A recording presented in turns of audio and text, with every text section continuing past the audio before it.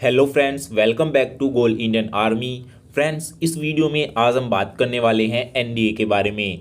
आप सभी जैसा कि जानते हैं कि एनडीए के द्वारा आप डायरेक्ट डिफेंस में ऑफिसर की पोस्ट पर ज्वाइन हो सकते हैं, ये आप सभी जानते हैं। तो इस वीडियो में आज मैं आपको बताऊंगा कि एनडीए में जाने के लिए, एनडीए का एग्ज़ाम देने के लिए, इसके पूरे सिलेक्शन प्रोसीजर में शामिल होने के लिए आपकी जो उम्र सीमा है यानी कि एज लिमिट है वो कितनी होनी चाहिए, मिनिमम कितनी होनी चाहिए और मैक्सिमम कितनी होनी चाहिए। इसके साथ ही एजुकेशन क्वालिफिकेशन आपका कितना होना चाहिए एनडीए का फॉर्म भरने के लिए, किस सब्जेक्ट का होना कंपलसरी है और कौन सी सब्जेक्ट के लिए कौन कैंडिडेट अप्लाई कर सकता है, पूरी डिटेल इस वीडियो में आज आपको मिलने वाली है। इसके साथ ही हाइट के बारे में मैं बताऊंगा कि आपकी जो हाइट है एनडीए में फॉर्म भरने के लिए वो कितनी होनी चाहिए, एनडीए में ज्वाइनिंग के लिए मिनिमम हाइट मेल और फीमेल की कितनी होनी चाहिए। इस वीडियो में आज मैं आपको मेल, इसके साथ ही फीमेल दोनों कैंडिडेट के बारे में फुल क्राइटेरिया बताने वाला हूं। तो दोस्तों, ये वीडियो आप सभी के लिए बहुत ही हेल्पफुल होने वाली है,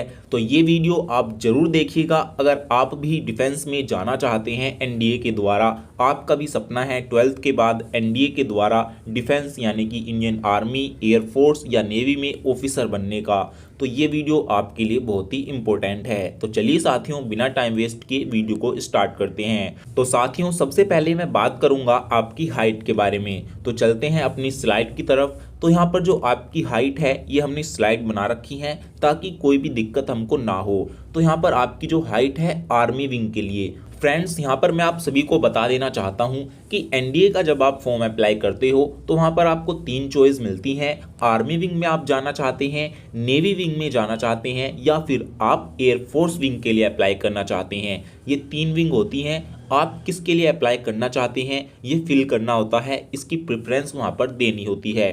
तो अगर आप आर्मी विंग के लिए अप्लाई कर रहे हैं, आपका सपना है कि आप एनडीए के द्वारा आर्मी में ऑफिसर बने, तो यहाँ पर जो मेल कैंडिडेट हैं उनकी हाइट मिनिमम 157 सेंटीमीटर होनी चाहिए और फीमेल कैंडिडेट की मिनिमम हाइट 152 सेंटीमीटर होनी चाहिए।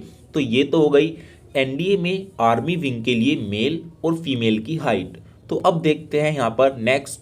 यहाँ पर अब दोस्तों मैं बता देता हूँ, अगर आप नेवी विंग में जाना चाहते हैं, इंडियन नेवी में जाना चाहते हैं, तो यहाँ पर आपको नेवी विंग के लिए अप्लाई करना पड़ेगा एनडीए में। तो यहाँ पर मेल कैंडिडेट की मिनिमम हाइट 157 सेंटीमीटर होनी चाहिए और फीमेल की 152। तो यहाँ पर आर्मी विंग और नेवी विंग के लिए सेम ही हाइट क्राइटेरिया यहाँ पर रखा हुआ है, तो ये चीज़ आपको अच्छे से पता होनी चाहिए। तो अब देखते हैं यहाँ पर एयरफोर्स के बारे में। तो दोस्तों, एयरफोर्स में 2 विंग होती हैं। एयरफोर्स में एक होती है ग्राउंड ड्यूटी ब्रांच और दूसरी होती है फ्लाइंग ब्रांच। तो एयरफोर्स विंग में 2 तरीके की ब्रांच होती हैं। तो जो जीडी ब्रांच है, ग्राउंड ड्यूटी ब्रांच है, वहाँ पर मेल कैंडिडेट की हाइट 157.5 सेंटीमीटर होनी चाहिए, यानी कि 157.5 सेंटीमीटर मेल कैंडिडेट की हाइट होनी चाहिए अगर आप आर्मी विंग में ग्राउंड ड्यूटी ब्रांच के लिए अप्लाई करना चाहते हैं। और वहीं फीमेल कैंडिडेट की जो मिनिमम हाइट है वो 152 सेंटीमीटर होनी चाहिए ग्राउंड ड्यूटी ब्रांच के लिए। तो ये चीज़ आपको ध्यान रखनी है। तो ये तो हो गया आर्मी विंग में ग्राउंड ड्यूटी ब्रांच का। अब यहाँ पर नेक्स्ट ब्रांच देख लेते हैं एयरफोर्स में। नेक्स्ट ब्रांच है फ्लाइंग ब्रांच। तो दोस्तों, फ्लाइंग ब्रांच के लिए अप्लाई करने के लिए मेल कैंडिडेट की मिनिमम हाइट 162.5 सेंटीमीटर होनी चाहिए, यानी कि हिंदी में बात करें तो 162.5 सेंटीमीटर आपकी मिनिमम हाइट होनी चाहिए मेल कैंडिडेट की।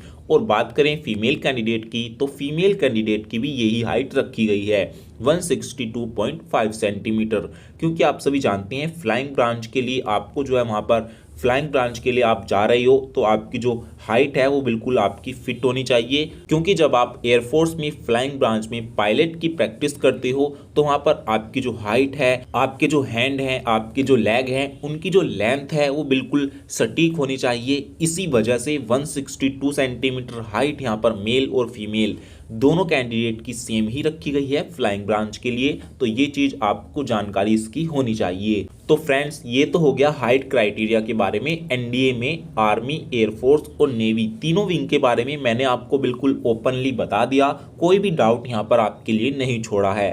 तो अब हम यहाँ पर नेक्स्ट बात करते हैं एज लिमिट के बारे में। यहाँ पर बहुत सारे कैंडिडेट्स यहाँ पर कंफ्यूज रहते हैं कि एज लिमिट क्या रहती है एनडीए में। दोस्तों यहाँ पर मैं आपको बता दूं, एनडीए की जो एज लिमिट है वो बहुत ही कम रहती है। यहाँ पर मिनिमम एज आपकी जो अप्लाई करने की है 15.5 साल होनी चाहिए और मैक्सिमम 18.5 साल। 15.5 से 18.5 साल के बीच अगर आपकी एज है तो ही आप एनडीए के लिए अप्लाई कर सकते हैं। तो यहाँ पर ये एज लिमिट बहुत ही कम देते हैं एनडीए में जाने के लिए। तो अगर आपकी एज लिमिट 15.5 से 18.5 साल के बीच है तो आप इसके लिए अप्लाई कर सकते हैं। तो ये तो हो गई एज लिमिट के बारे में। अब बात करते हैं यहाँ पर एजुकेशन क्वालिफिकेशन के बारे में। तो यहाँ पर आर्मी विंग के लिए विंग वाइज यहाँ पर डिवाइडेड है। अगर आप आर्मी विंग के लिए अप्लाई कर रहे हैं एनडीए के द्वारा तो आप सिंपली 12th पास होने चाहिए किसी भी सब्जेक्ट से, चाहे आपके पास आर्ट हो, कॉमर्स हो, साइंस हो, बायोलॉजी हो, मैथ हो, कुछ भी हो।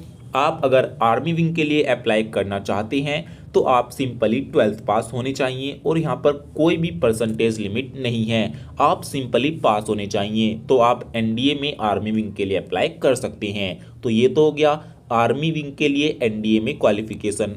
अब देखते हैं यहाँ पर एयरफोर्स एंड नेवी विंग के लिए। अगर आप एनडीए में एयरफोर्स और नेवी विंग के लिए अप्लाई करना चाहते हैं तो आपके पास 12th क्लास में मैथ, फिजिक्स और केमिस्ट्री ये 3 सब्जेक्ट होने कंपलसरी हैं। यानी कि साइंस साइड का स्टूडेंट ही इसके लिए अप्लाई कर सकता है और मैथ होनी चाहिए। अगर आपके पास मैथ नहीं है, 12th क्लास में बायो है, तो आप एयरफोर्स और नेवी विंग के लिए अप्लाई नहीं कर सकते। केवल मैथ, फिजिक्स, केमिस्ट्री ये 3 सब्जेक्ट होने जरूरी हैं, तभी आप इसके लिए अप्लाई कर सकते हो। तो ये डाउट आपका मैंने क्लियर कर दिया, क्योंकि कैंडिडेट फिर बाद में पूछते हैं कि सर क्या बायो के कैंडिडेट इसके लिए अप्लाई कर सकते हैं। तो यहाँ पर मैंने आपको बता दिया बायो के कैंडिडेट अप्लाई नहीं कर सकते एयरफोर्स और नेवी विंग के लिए। मैथ के कैंडिडेट अप्लाई कर सकते हैं, मैथ होना कंपलसरी है 12th क्लास में। तो ये डाउट आपका क्लियर हो गया होगा। क्वालिफिकेशन के बारे में मैंने आपको बता दिया। और यहाँ पर एक चीज मैं और बता दूं आपको कि अगर आप 12th क्लास में अपीयरिंग है यानी कि 12th क्लास में स्टडी कर रहे हैं तो भी आप एनडीए का फॉर्म अप्लाई कर सकते हैं। यहाँ पर आपको कोई भी दिक्कत नहीं होगी। अगर आप 12th क्लास में पढ़ रहे हैं तो इसके पूरे सिलेक्शन प्रोसेस में आप शामिल हो सकते हैं। लेकिन फाइनल सिलेक्शन होने से पहले, जब फाइनल सिलेक्शन में आपका डॉक्यूमेंट वेरिफिकेशन होता है, तब तक आपको 12th की ओरिजिनल मार्कशीट लानी होगी। तब तक अगर आपका रिजल्ट आ जाता है तो कोई भी दिक्कत यहाँ पर आपको नहीं होती। तो फाइनल सिलेक्शन में ही 12th की मार्कशीट मांगते हैं, वरना अगर आप 12th क्लास में स्टडी कर रहे हैं तो आप इसके लिए अप्लाई कर सकते हैं। और ये चीज़ तो आप सभी को पता ही होगी कि सिलेक्शन प्रोसेस में मिनिमम 6 से 8 से 1 ईयर तक लग जाता है इसके फाइनल सिलेक्शन तक। चाहे कोई भी वैकेंसी हो, उसके फाइनल सिलेक्शन तक मिनिमम 6 मंथ से 8 मंथ या 1 ईयर लग ही जाता है। तो इसी वजह से ये रूल रखा गया है कि अगर कोई कैंडिडेट 12th क्लास में स्टडी कर रहा है तो वो भी एनडीए का फॉर्म अप्लाई कर सकता है, क्योंकि इसमें जो एज लिमिट है बहुत कम दी जाती है। तो यही कारण है कि अगर आप 12th क्लास में पढ़ रहे हैं और आप एनडीए के द्वारा इंडियन आर्मी, एयरफोर्स या फिर नेवी में जाना चाहते हैं तो आप इसके लिए आवेदन कर सकते हैं। तो दोस्तों ये चीज़ें मैंने आपको बता दी। अब यहाँ पर एक चीज़ और बता देता हूँ मैं आपको कि एनडीए के द्वारा जब आपका पूरा सिलेक्शन प्रोसीजर हो जाता है, आप सेलेक्ट हो जाते हैं, तो आपको कौन सी पोस्ट दी जाती है। तो यहाँ पर आपको लेफ्टिनेंट की पोस्ट दी जाती है सबसे पहले। जब आपका एनडीए में सिलेक्शन हो जाता है, ट्रेनिंग हो जाती है, पास आउट परेड हो जाती है, उसके बाद आपको लेफ्टिनेंट बनाया जाता है। तो यहाँ पर ये चीज़ मैंने आपको बता दी कौन सी पोस्ट आपको दी जाती है एनडीए के द्वारा। तो दोस्तों ये जानकारी मैंने आपको फुल इन्फॉर्मेशन दे दी है। ये जानकारी अगर आपको पसंद आई हो तो वीडियो को एक लाइक तो जरूर कीजिएगा। और दोस्तों एनडीए से जुड़ी छोटी से छोटी जानकारी जानने के लिए आप चैनल को सब्सक्राइब कर लेना। और अगर कोई भी डाउट या दिक्कत है तो आप हमें कमेंट में लिख दीजिएगा, हम उसके ऊपर भी आपको वीडियो बना देंगे। और जैसे ही एनडीए की वैकेंसी आएगी, उसका पूरा क्वालिफिकेशन, सिलेक्शन प्रोसेस, कब एनडीए में क्या होता है, पूरी जानकारी आपको हमारे चैनल पर मिलेगी। इसीलिए आप चैनल को सब्सक्राइब कर लेना। और कोई भी दिक्कत हो तो आप हमें कमेंट में लिख दीजिएगा, या फिर इंस्टाग्राम पर आप हमें फॉलो करके वहां पर हमसे कोई भी पर्सनली क्वेश्चन पूछ सकते हैं। इंस्टाग्राम का लिंक मैं वीडियो के डिस्क्रिप्शन बॉक्स में दे दूंगा, आप वहां से जाकर हमें कोई भी पर्सनली क्वेश्चन आप पूछ सकते हैं। तो साथियों फिर मिलेंगे एक नई वीडियो के साथ, तब तक के लिए नमस्कार, वंदे मातरम।